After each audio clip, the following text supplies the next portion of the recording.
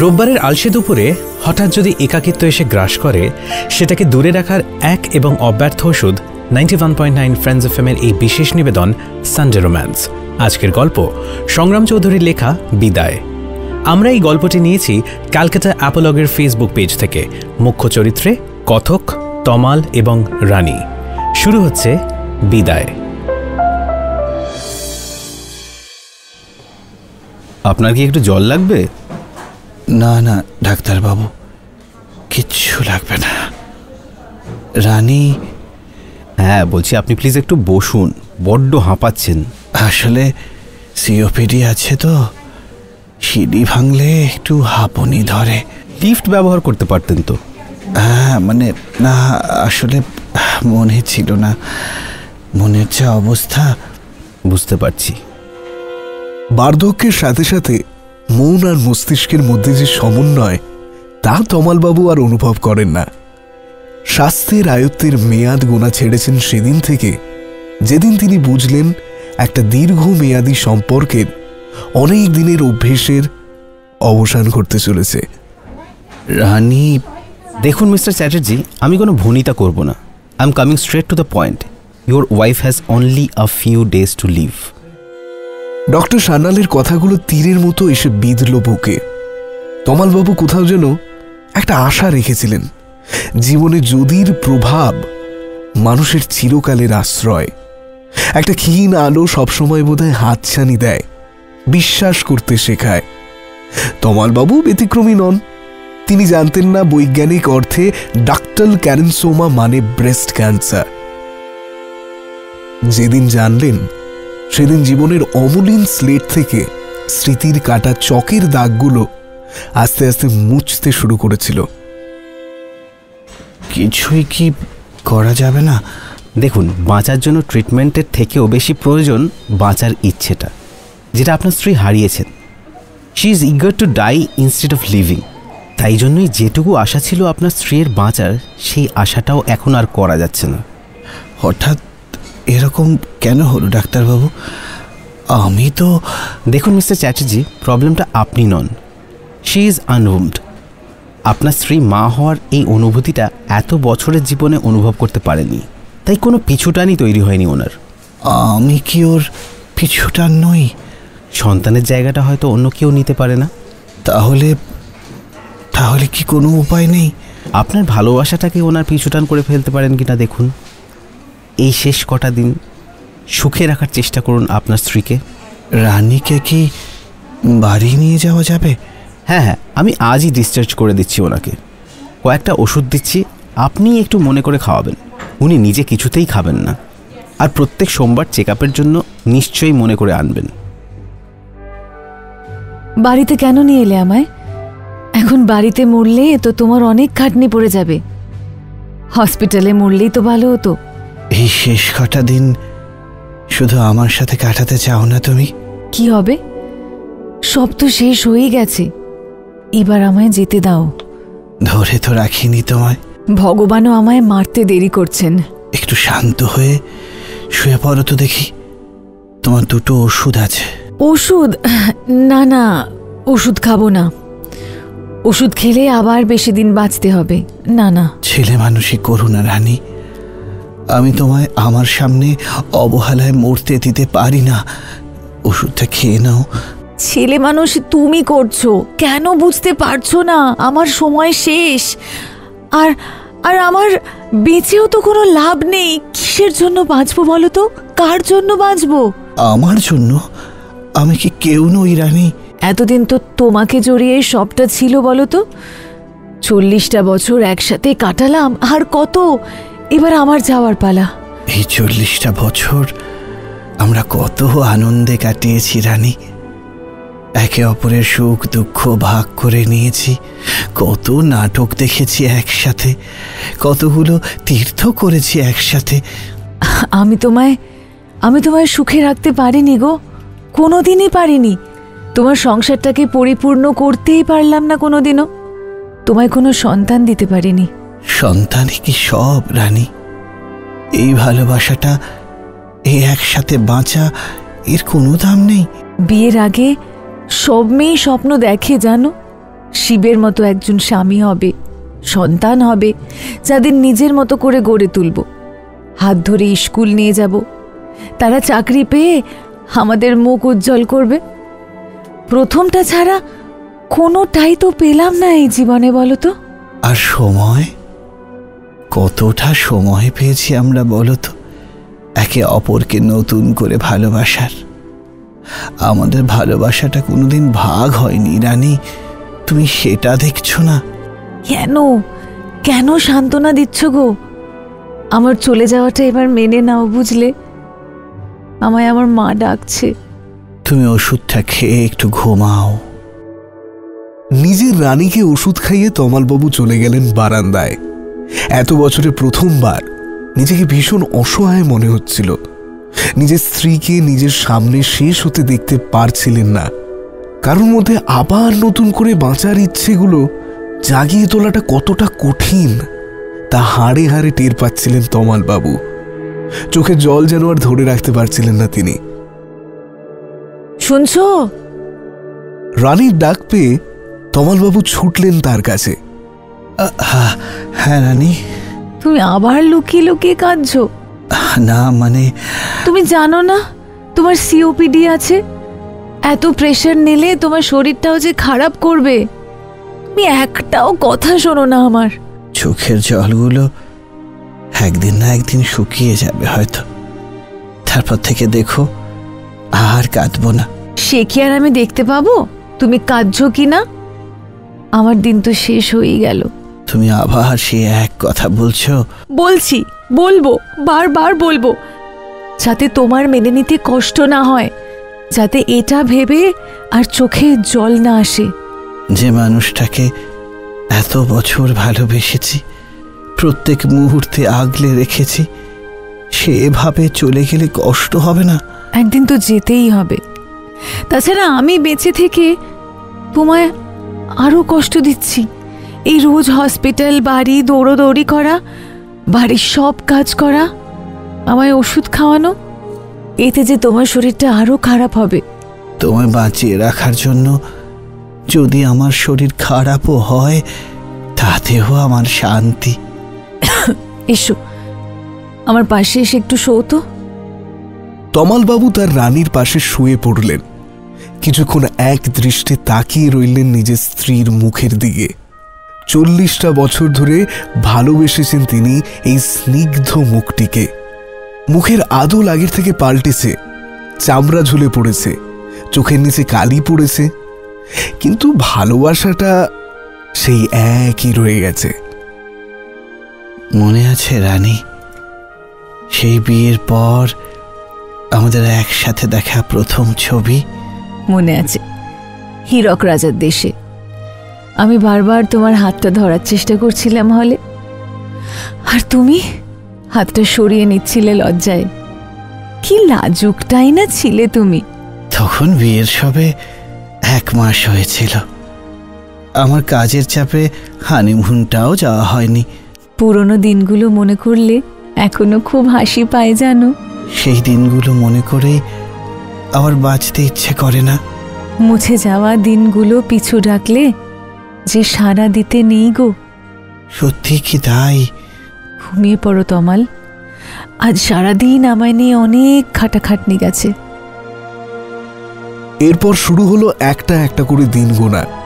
এই কটা দিন তমালবাবুর পরীক্ষা, স্ত্রীর মনে বাঁচার ইচ্ছে জাগিয়ে তোলার পরীক্ষা, তাকে বাঁচিয়ে রাখার পরীক্ষা।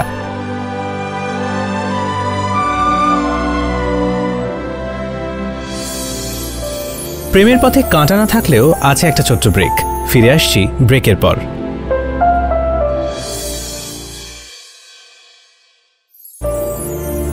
সানডে রোম্যান্সে আজকের বিশেষ নিবেদন সংগ্রাম চৌধুরী লেখা গল্প বিদায়।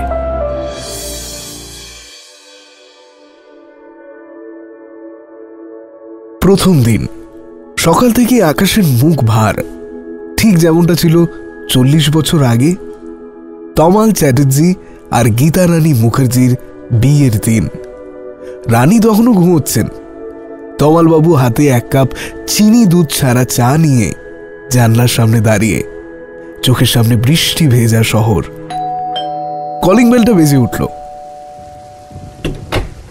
ও পল্টু, আমি তো ভাবলাম তুই এই বৃষ্টিতে হয়তো আসতেই পারবি না। না না বাবু, কোন দুধটা নেবেন? ওই ডাবল টোনটা দে। এই নিন। টাকা দেওয়ার জন্য তমালবাবু নিজের ওয়ালেটটা খুললেন। ওয়ালেটটা থেকে পড়ল একটা সাদা কালো স্ট্যাম্প সাইজ ছবি। ছবিটায় একজন অপরূপ সুন্দরী মেয়ে, বয়স ওই 20-21 হবে।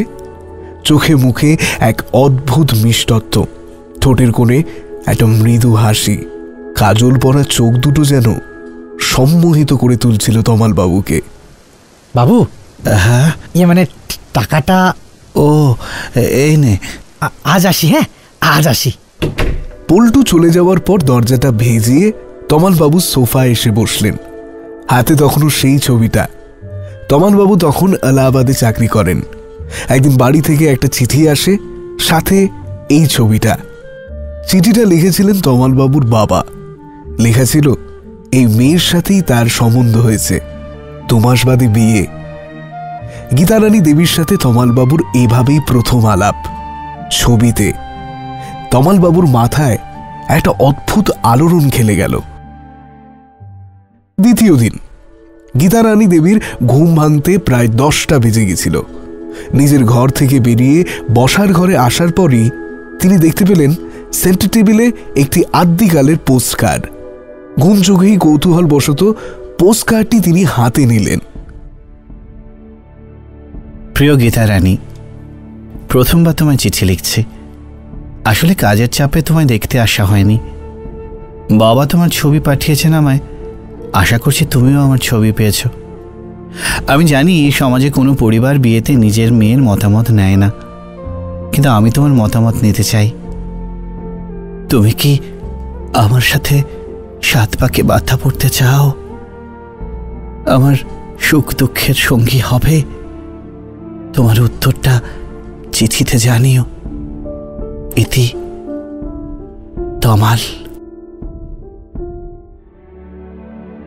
চিঠিটা পড়ে একটু হকচকিয়ে গেলেন গীতারানী দেবী। ঠিক এরকমই একটি চিঠি 40 বছর আগে তমালবাবু তাকে লিখেছিলেন, বিয়ে হওয়ার আগে। কি গো, করবে আমায় বিয়ে? পিছন থেকে তমালবাবু জিজ্ঞেস করলেন গীতারানী দেবীকে। তোমার কি মাথা খারাপ হয়ে গেল নাকি? একেবারে বিয়ে করবে মানে? চলো না আর একবার বিয়ে করি, সে একদম আগের মতো। তুমি পান পাতার আড়াল দিয়ে দেখবে সেই ভয়, সেই উত্তেজনা, সেই দ্বিধা। তুমি কি বলছো? আমি কিচ্ছু বুঝতে পারছি না। কেন? তুমিই তো কাল বললে যে পুরনো দিন মনে করলে তোমার মুখে এখনো হাসি ফুটে ওঠে। আমি সেই হাসিটাই ফোটানোর চেষ্টা করছি। তমাল, চলো না রানী, আমাদের ফেলে আসা দিনগুলো আবার নতুন করে বাঁচি। আরেকটি বার সুযোগ দিয়ে দেখি না আমাদের। গীতারানী দেবীর মুখে কথা নেই। তিনি অবাক। তিনি কি বলবেন ভেবে পেলেন না। 40 বছর আগে লেখা চিঠিটায় আমার হাতের লেখাটা অনেক পরিষ্কার ছিল। এখন বয়স বেড়েছে, হাত কাঁপে, তাই হাতের লেখা বদলে গেছে, কিন্তু অনুভূতিটা একই আছে রানী। আমি জানি না কি করব। কেন? যেটা ঠিক 40 বছর আগে করেছিলে, চিঠি লিখে তোমার সম্মতি জানিয়েছিলে, মনে নেই? সবই মনে আছে। এটাও মনে আছে আমি চিঠির উত্তর দিতে বেশ কিছুদিন দেরি করেছিলাম। যাকে এতগুলো বছর ভালোবেসেছি তাকে বিয়ে করতে চাই, তার জন্য আমি অপেক্ষা করতে রাজি। তমালবাবুর মুখে চওড়া হাসি।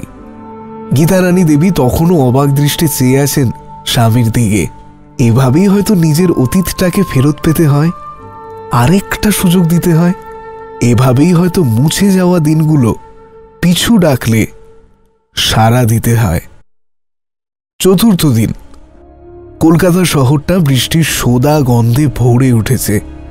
আকাশে খানিকটা ছন্ন ছাড়া মেঘ আর স্যাঁতস্যাঁতে হাওয়া বোধহয় ভালোবাসায় ভরতে চাইছে শহরটাকে। বিকেল তখন 5টা। গীতারানী দেবী হাতে এক কাপ চা নিয়ে জানলার দিকে স্থিরভাবে চেয়ে রয়েছেন। কি ভাবছেন তা বলা খুব মুশকিল। ফোনটা বেজে উঠল। স্ক্রিনে এক অজানা নাম্বার। হ্যালো হ্যালো, কে বলছেন? Hello hello. গীতারানী বলছেন? হ্যাঁ বলছি। আমি তমাল। আমার সাথে আসলে আপনার বিয়ে ঠিক হয়েছে। ও আচ্ছা। আর কিছু বলবেন না? হবু স্বামীর সাথে বিয়ের আগে এত কথা বলতে আছে নাকি? আপনার গলাটা কি মিষ্টি। আমার ভেবেও আনন্দ হচ্ছে যে আমি এত মিষ্টি একটি প্রাণের সাথে 7 পাকে বাধা পড়ব। সব কথা কি ফোনেই বলবেন? আমি কলকাতা আসছি পরশু। বিয়ের আগে দুজন দুজনকে একটু চিনে নি। কোথায় দেখা করবেন? ভালো মোগলাই পরোটা কোথায় পাওয়া যায়? অনেক দিন খাইনি। ধর্মতলায় আছে, অনাদি কেবিন। ফোনটা রেখে দিলেন গীতারানী দেবী। পাশের ঘর থেকে এক গাল হাসি নিয়ে বেরোলেন তমাল বাবু। যাই বলো রানী, টেলিফোনে কথা বলার সেই মজা কিন্তু এই বোতামবিহীন মোবাইলগুলোতে নেই। কি যে বলো, আগে সেই কত ঝামেলা।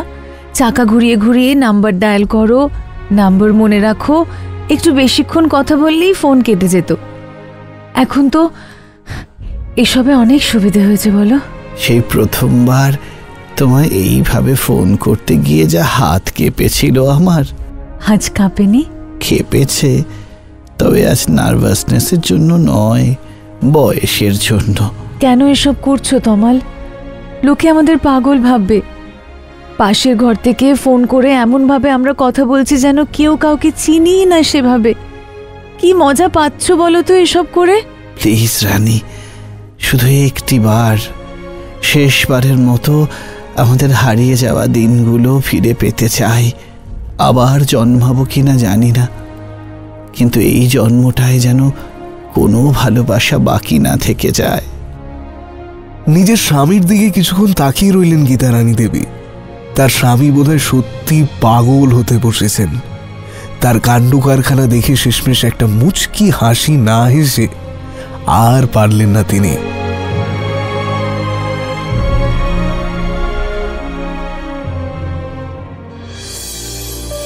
প্রেমের পথে কাঁটা না থাকলেও আছে একটা ছোট্ট ব্রেক। ফিরে আসছি ব্রেকের পর।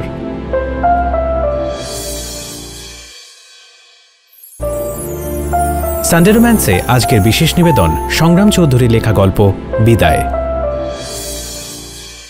7ম দিন। আপনি ঝাল খেতে ভালোবাসেন না?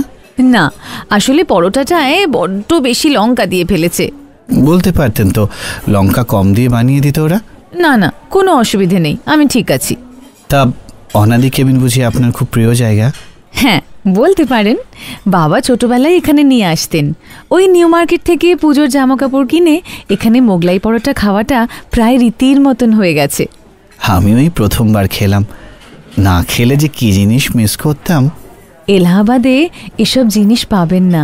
সে আর বলতে। আচ্ছা, একটা প্রশ্ন করতে পারি আপনাকে? হ্যাঁ নিশ্চয়ই। বিয়ে কেন করছেন? বুঝলাম না প্রশ্নটা। না, আপনি তো গ্র্যাজুয়েট, তাছাড়া এখন অনেক মেয়েই চাকরি করছে, আপনিও তো করতে পারতেন। সে আর 5টা মেয়ের মতোই সংসারে আবদ্ধ হতে চাইছেন কেন? বলতে পারেন আমার একঘেয়েমি ভালো লাগে। তাছাড়া সংসারটাও তো একটা চাকরি, সেখানেই বা কাজ কম কি? আপনার দেখাশোনা করা, তারপর সন্তান হলে তাকে বড় করা। বলতে বলতে গীতারানী দেবীর চোখ দিয়ে কয়েক ফোঁটা জল গড়িয়ে পড়ল। কথা বলতে বলতে তিনি দুবার ফুঁপিয়ে উঠলেন। তমাল, আজ যদি আমাদের একটা সন্তান থাকতো, গল্পটা কত অন্যরকম, কত সুন্দর হতে পারতো, তাই না? আমরা সুন্দর নই রানী, এই ভালোবাসাটা সুন্দর নয়। এই 40 বছর বাদে সে একই হোটেলে একই টেবিলে বসে আমাদের ফেলে আসা দিনগুলো আবার ফিরে দেখা, এইটা সুন্দর নয়। জানি না তমাল, আমি সত্যিই জানি না আর কটা দিনই বা আছে আমার এই জীবনের। তবুও কেন জানি না মাঝে মধ্যে মনে হয় জীবনটা অসম্পূর্ণ রয়ে গেছে জানো। একজন ওয়েটার এসে বিল আর মৌরি রেখে গেল টেবিলে। এ কি, একটা মোগলাইয়ের দাম 70 টাকা? চোখ মুছতে মুছতে গীতারানী দেবী বললেন, তমাল, আমরা 40 বছর আগে এসেছিলাম, তখন ছিল 5 টাকা। এখন তো দাম বাড়বে জানা কথা। হ্যাঁ, তাও তো বটে। চলো বাড়ি যাওয়া যাক, তোমার ওষুধের সময় হয়ে এসেছে। একবার নিউ মার্কেটটা ঘুরে দেখলে হয় না? বহু বছর আসি না গো। 20তম দিন। আপনার বাড়িতে ঝামেলা হবে না তো? এত রাতে আপনাকে এখানে রেখে আনলাম। না না, ঝামেলা কেন হবে? যার সাথে বিয়ে হবে তার সাথেই তো দেখা করতে এসেছি, কিন্তু হঠাৎ এত রাতে? আসলে রাতের এই ঝিলপাটটার নিঝুম নিস্তব্ধ পরিবেশটা আমার ভীষণ প্রিয়, ভীষণ কাছের। তাই বিয়ের আগে আমার এই কাছের জায়গাটি আপনাকে দেখানোর খুব ইচ্ছে ছিল। নিস্তব্ধতা আমারও খুব প্রিয়। আর রাত্রি? অনেক আলোর মাঝে অন্ধকারটাও যে প্রিয় হয়েই যায়। আর আমি? আর একটু সময় দিন, আপনিও আমার প্রিয়। অভ্যেস, ভালোবাসা সবটাই হয়ে উঠবেন। আপনাকে রানী বলে ডাকতে পারি? নির্দ্বিধায়। আর তো কটা দিন বাদেই বিয়ে। আপনিটা তুমি করা যায় না? তাহলে বন্ধুত্বের একটা বড় সড়ো গণ্ডি পার হয়ে যায়, একটা বড় সড়ো পর্দা সামনে থেকে সরে যায়। আপনি বলে সম্বোধন করাটা তার মানে পর্দা? ঠিক তাহা নয়, একটা দ্বিধার পর্দা, একটা ভয়ের পর্দা। তাহলে তুমি বলাটাই অভ্যেস করা যাক। দুজনেই একে অপরের দিকে তাকিয়ে হেসে ফেললেন। সত্যি বুড়ো বয়সের ভীমরতি বটে। কি অদ্ভুতভাবেই 40 বছর আগে করা পুরো কথোপকথনটাই আমাদের দুজনেরই মনে আছে, তাই না রানী? আসলে আমাদের দুজনের কাছেই এই পুরনো কথোপকথনগুলো খুবই আপন, নিজের। তাই এত বছর পরেও সব অক্ষরে অক্ষরে মনে আছে। আমাদের দুজনের জীবনের সংলাপ। গীতারানী দেবী তমালবাবুর হাতটা চেপে ধরলেন। ঝিল পাড়ের এই পুরনো নিস্তব্ধতা দুই বৃদ্ধ প্রেমিক প্রেমিকা উপভোগ করতে লাগলেন। আকাশে আবার কালো ঘন মেঘের খেলা শুরু হয়েছে, বিদ্যুৎ চমকাচ্ছে।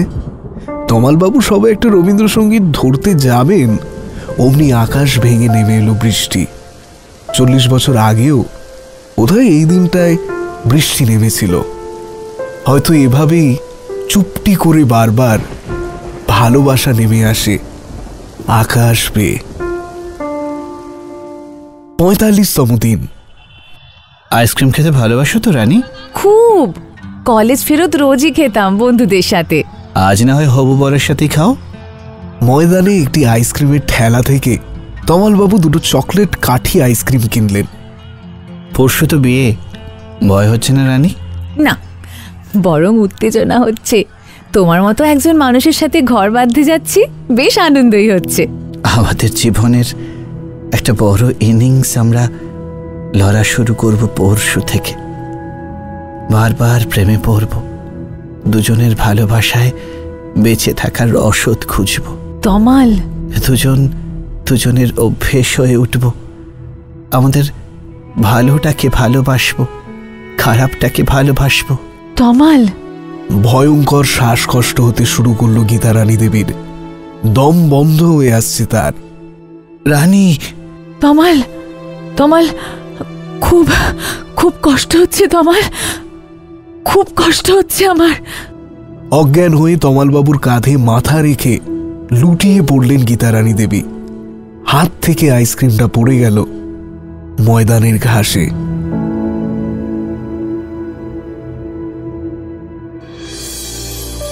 প্রেমের পথে কাঁটা না থাকলেও আছে একটা ছোট্ট ব্রেক।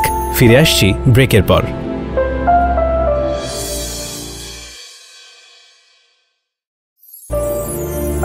সানডে রোম্যান্সে আজকের বিশেষ নিবেদন সংগ্রাম চৌধুরীর লেখা গল্প বিদায়। 47তম দিন। I am sorry mister Chatterjee, I think সময়টা বোধহয় শেষ হয়ে এসছে। মানে? একটু শক্ত হন মিস্টার চ্যাটার্জি, আপনি প্লিজ ভেঙে পড়বেন না। আপনারও বয়স হয়েছে, আপনিও অসুস্থ হয়ে পড়বেন। কিছুই করা যাবে না? দেখুন, ওনার এই অবস্থায় আর হসপিটালে নিয়ে যাওয়া কোনোভাবেই ঠিক হবে না। উনিও হয়তো চাইবেন ওনার নিজের বাড়িতেই শেষ নিঃশ্বাস ত্যাগ করতে। আপনি যান ওনার কাছে, শেষ মুহূর্তে উনি আপনাকেই কাছে চাইবেন। স্থিরভাবে সিলিংয়ের দিকে চেয়ে রয়েছেন গীতারানী দেবী, চোখের কোণায় জল। রানী, আমি পারলাম না তমাল, তুমি এত চেষ্টা করলে কিন্তু আমি পারলাম না। শান্ত হও রানী। তুমি আমার খুশির জন্য এতগুলো দিন যা করলে। আমি বাঁচতে চাই তমাল, আরো অনেক দিন বাঁচতে চাই, তোমার সুখে দুঃখে বেঁচে থাকতে চাই, এই ভালোবাসায় বেঁচে থাকতে চাই আমি। তুমি কোথাও যাচ্ছ না রানী, তুমি আমার কাছেই থাকবে, আমার সঙ্গে থাকবে। এতগুলো বছর আমরা যেভাবে সুখ দুঃখ ভাগ করে নিয়েছি সেভাবেই আরো অনেকগুলো বছর বাঁচব। এই কদিন ফেলে আসা দিনগুলোয় বাঁচতে গিয়ে কখন যে আবার বাঁচার ইচ্ছে জেগে গেল আমি জানি না, কিন্তু আমি এখন তোমায় ছেড়ে যেতে চাই না। তুমি পারবে না আমায় ছাড়া। কেঁদো না রানী। নিজের রানীর মাথায় হাত বোলাতে লাগলেন তমালবাবু। তার রানীর সবচেয়ে প্রিয় রবীন্দ্রসঙ্গীতটা গুনগুন করে ধরে যাওয়া গলায় গাওয়ার চেষ্টা করলেন একবার। আমি যত বলি তবে এবার যে যেতে হবে, দুয়ারে তারায়ে বলে না না না, ও যে মানে না মানা। চলো রানী, বিয়েটা সেরে ফেলি, আমার যে আর দর্শ হয়েছে না। হ্যাঁ চলো, তোমার পরানো সিঁদুরেই আমি আবার নতুন করে বাঁচতে চাই। চলো আমরা একটা নতুন পথ চলা শুরু করি। ড্রেসিং টেবিলে রাখা সিঁদুরের কৌটোটা হাতে তুলে নিয়ে নিজের রানীর কাছে গেলেন তমালবাবু। হাতে খানিকটা সিঁদুর নিয়ে নিজের স্ত্রীর সিঁথিতে পরিয়ে দিলেন। কিছুটা সিঁদুর পড়ল তার নাকে। গীতারানী দেবী অঝরে কেঁদে চলেছেন। তমালবাবুর চোখে জল, কিন্তু মুখে হাসি। তমালবাবু 40 বছরের ভালোবাসা ভরা একটি চুম্বন দিলেন নিজের রানীর কপালে। তখনই গীতারানী দেবীর আবার টান উঠল, দুবার জোরে নিঃশ্বাস ফেলে স্থির হয়ে গেল গীতারানী দেবীর দেহ। তার বাম হাতটা তখনও ধরে আছে তমালবাবুর হাত। সববাহী গাড়ি এসেছে। তমালবাবুর দাদা, তাদের ছেলে মেয়ে, নাতি নাতনি সবাই এসেছে তমালবাবুর রানীকে শেষ বিদায় জানাতে। তমালবাবুর মুখে তখনও হাসি, চোখে জল। তার কানে তখনও বেজে চলেছে তার রানীর শেষ কয়েকটা কথা।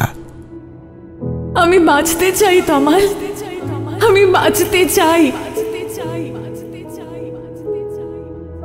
যে কথাটা শোনার জন্য পাগল হয়ে উঠেছিলেন তমালবাবু, যাওয়ার আগে তার রানী তাকে সেটা শুনিয়ে গেছেন। গীতারানী দেবীর মৃতদেহের মুখের দিকে স্থিরভাবে খানিকক্ষণ চেয়ে রইলেন তমালবাবু। তার রানীর মাথায় শেষবারের জন্য হাত বোলালেন। রানীর মাথায় তখন সদ্য পরানো লাল সিঁদুর। ভালো থেকো রানী, ভালো থেকো। এই বলে গীতারানী দেবীর হাতে যত্ন করে কুঁজে দিলেন তার সেই সাদা কালো স্ট্যাম্প সাইজ ছবিটা, যেটা তিনি এতগুলো বছর নিজের ওয়ালেটে আগলে রেখেছিলেন। তাতে কালো পেন দিয়ে লেখা, ফিরিবার পথ নাহি, দূর হতে যদি দেখো চাহি, পারিবে না চিনিতে আমায়, হে বন্ধু বিদায়।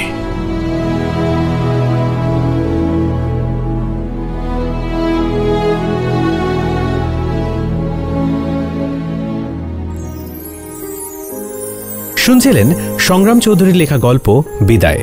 মুখ্য চরিত্রে অর্থাৎ তমালের ভূমিকায় রাজা, রানী নীলাঞ্জনা, কথক অরিত্র, পল্টুর চরিত্রে এবং গল্পটির রেডিও নাট্যরূপ চয়ন, ডাক্তারের ভূমিকায় এবং সমগ্র পরিচালনায় অভিষেক, আবহ সঙ্গীত এবং ধ্বনি পরিকল্পনায় শুভজিৎ, সূত্রধর আমি অরিজিৎ। শেষ হলো এই রোববারের সানডে রোম্যান্সে আমাদের বিশেষ নিবেদন বিদায়। ক্যালকাটা অ্যাপলগকে অসংখ্য ধন্যবাদ আমাদের সঙ্গে থাকার জন্য। আগামী রবিবার ঠিক দুপুর 2টায় এরকমই একটা রোম্যান্টিক গল্প নিয়ে হাজির হবে সানডে রোম্যান্স, শুধুমাত্র 91.9 ফ্রেন্ডস এফএমে।